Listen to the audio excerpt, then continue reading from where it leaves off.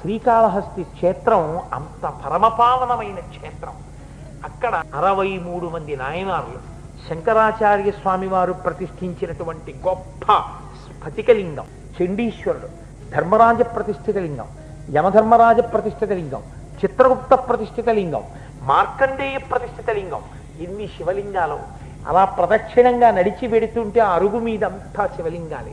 అటు వెడితే జ్ఞానప్రసూనాంబ, ఇటు వస్తే కాళహస్తీశ్వరుడు. అరుగుల నిండా శనీశ్వరుడికి కూడా పూజ జరుగుతూ ఉంటుంది.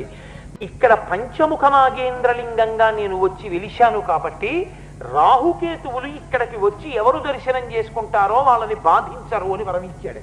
అందుకే రాహుకేతు గ్రహముల వలన యజమాని బాధపడుతుంటే శ్రీకాళహస్తి వెళ్ళి రాహుకేతు పూజలు ప్రత్యేకం అక్కడ చేయించుకుంటారు. అది కారణం. అంతటి వైభవోపేతమైనటువంటి క్షేత్రం శ్రీకాళహస్తి.